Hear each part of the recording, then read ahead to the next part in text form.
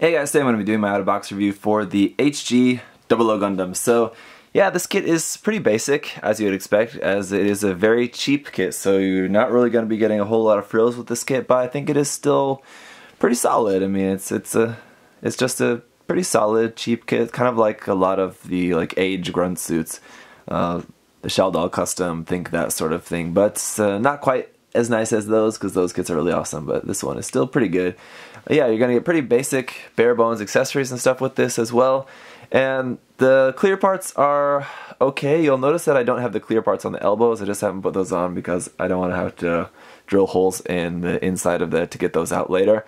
But also the stickers on this kit. The stickers are not that bad. I think most of them are on parts that would be really easy to just mask and paint just as they are. But the stickers for inside the GN condensers on the arms and on the knees and on the side of the head, they're in that really dark green, and I just don't really know why. Maybe if you guys, those of you who are like bigger 00 fans than I, maybe there's some sort of reason for that dark green color. But as far as the kit goes, it just doesn't really look that good. They don't really look like they're really popping as much as they could if they would have been in like a brighter green color or something, like bright metallic green or something. So I really don't really know why they're in dark green, but hey, that's what we got, okay? So for the head here, we do have a clear part there for the top of the head, but then there's a red foil sticker over the top of that. So I think, again, like it would be really easy to just paint that that clear part in just clear red, just do the whole thing in clear red. And then we have these yellowish, goldish stickers that seem to already be coming off here for the like vertical V-fin there. Obviously those stickers on V-fins don't really ever look good, so that again, I would just recommend just masking and painting those. Then of course stickers for the eyes, that's pretty standard. Those work fine if you want to use them or not. If you want to paint those, gonna look a little bit better, I'm sure. And then again, for the side of the head, we have clear parts there, and then just without anything like bright and shiny inside, they're just kind of just lost there and don't really leave that much to look at. On the back of the head there, another dark green sticker for that. Again, it's just kind of looking like nothing really. And then you can put the head up. So the head articulation up is actually quite nice, looks up pretty well. Down, no problems there. It looks up and down very well. Here in the shoulders, the shoulder has that polycap that is going to swing forward. Some seam lines here. I have already glued a lot of the seam lines on this kit, so you'll see just some glue on there. So the polycap will swing forward there. You can move these guys out of the way. Here on the backpack, those GN drives are just connected at a ball joint here, and then they can rotate at the top, and then they can move up and down here. So it's not like the Master Grade where it has like a locking mechanism. This just isn't going to be heavy enough that you really need to worry about that unless you start connecting a lot of stuff onto there. But then if you do that, you're just going to have to glue it or something like that if it's not staying up. But you can move those out of the way here so we can take a look at this shoulder. It will arm and the shoulder will go up to about there, so that's pretty good for a high grade actually. If it's anything more than 90 degrees, that's pretty alright. Otherwise the arm works as you'd expect. Rotation at the top. The joint there, the elbow, giving you a little bit more than 90 degrees, but not too much. So again, here in the elbow, I don't have the clear part on there. On the wrist, I have the clear part on there, but the way the clear part is on the wrist, on like the side of the arm there, the clear part is actually like sitting on top, so it's not actually sitting like resting in like a circular space. That's actually just like on top of the arm there, so it looks a little bit odd, I think, as it is. Not really too big of a fan of that, but again, in this HG scale, this small scale, I think, well, it was better on the real grade, but in this case of the HG, it's just not that great. And then the wrist, of course, just on ball joints. Here in the stomach section, we can rotate side to side a little bit, side bend, forward and back. Not really going to be much happening except just the ball joint where the upper body connects to the lower body. You can sort of move it around a little bit on there.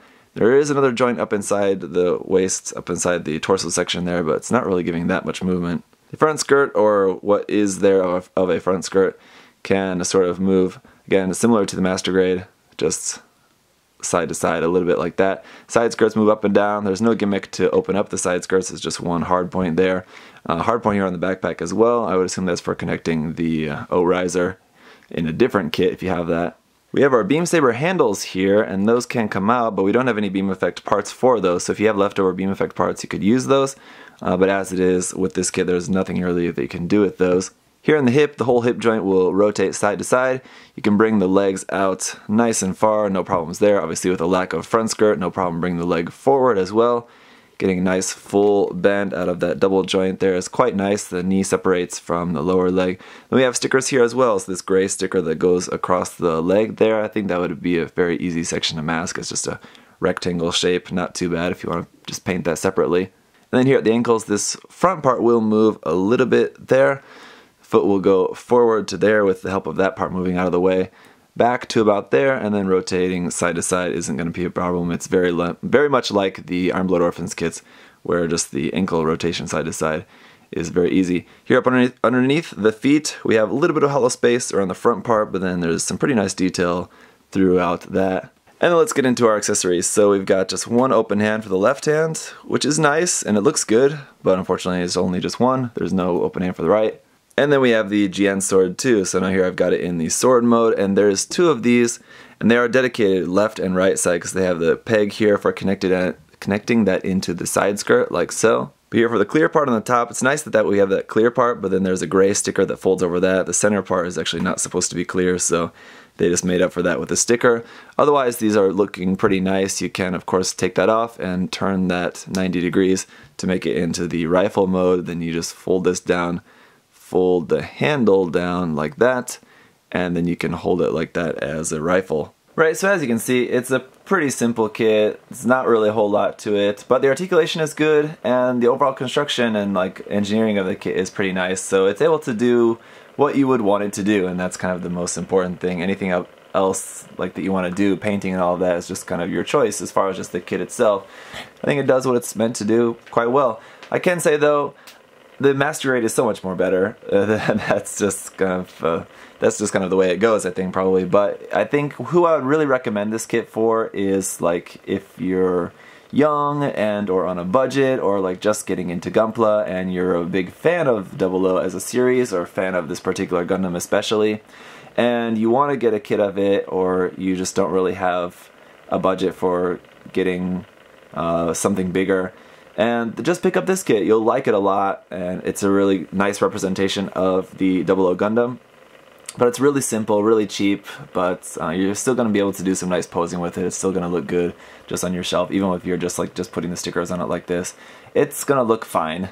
Of course, it's not going to look as impressive as the master grade, but it's just not a master grade, so the fact that this is a very cheap and simple kit is going to be a pro as well as a con of the kit. Now, like I said, as I've been pointing out, the stickers aren't so good, but it is also missing a few color apps as well, most notably probably just gray on the top of the feet.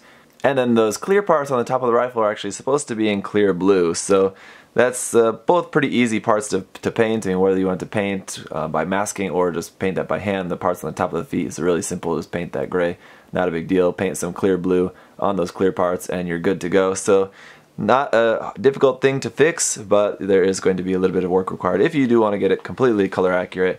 Panel lining, of course, going to help as well, but there really aren't a whole lot of panel lines or details on this kit. There is some seams though on the shoulders. You saw that on the forearms, on the legs, just kind of the normal places you would expect for a kind of standard HG of the time.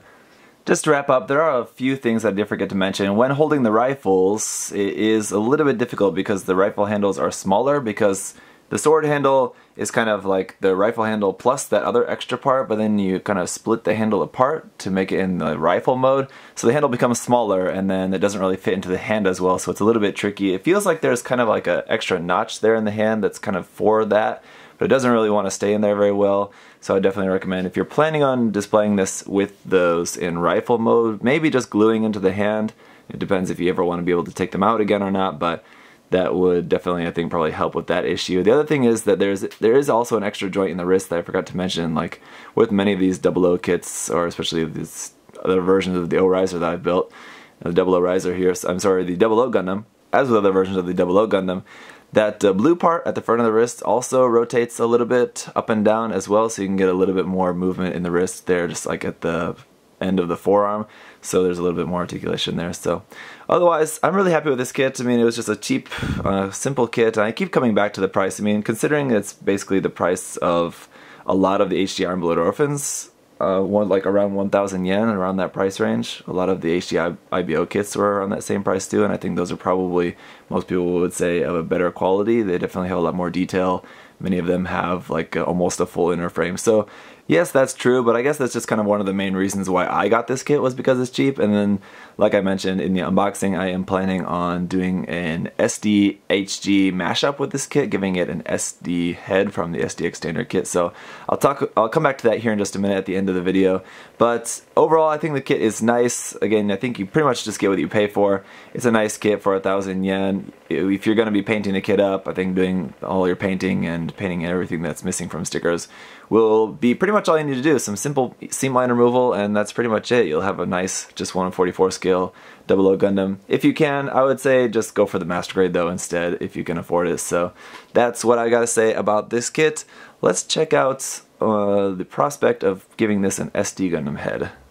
So as for turning this into an SD HG custom, basically what I'm going to need to do is give it this head and cut out the thighs. So cutting down the thighs should be pretty easy. I'm basically probably just going to I'm going to leave that connection part at the top, and then just going to cut basically right through there and just leave a little tiny bit of thigh armor, just like a little bit here at the bottom. So that'll be cutting out probably about a centimeter and a half out of the thighs to shorten those up. And then just putting the head on here. Now the problem we'll find right off the bat is that stuff is in the way. You'll notice putting that on there, the first thing is these GN drives. So what we can do with those, luckily, is those can move out to the side a little bit. They're going to have to be a little bit back, but they can move. This is just without doing any modification, mind you. I could always modify those. And then the other problem is here, this front piece. So this part here in the front that's supposed to stick up to the side is now like right up against like the Gundam's face. So that's not going to work either. So there's a couple options that I can do with that. I think probably what I'll end up doing is just kind of just cutting that down so it's a little bit out of the way.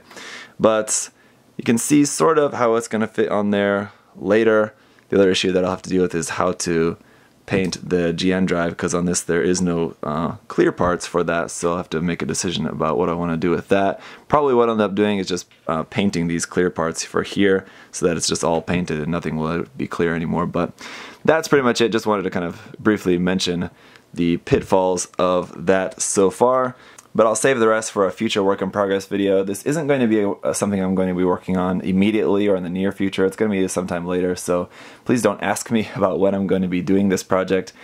But it'll be around. Whenever I get around to it, you guys will see it. So thanks as always for watching. And if you guys have any questions, comments, anything else, leave those down below as always. And I'll see you guys next time. Bye-bye.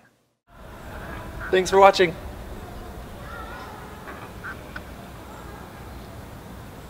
See you next time.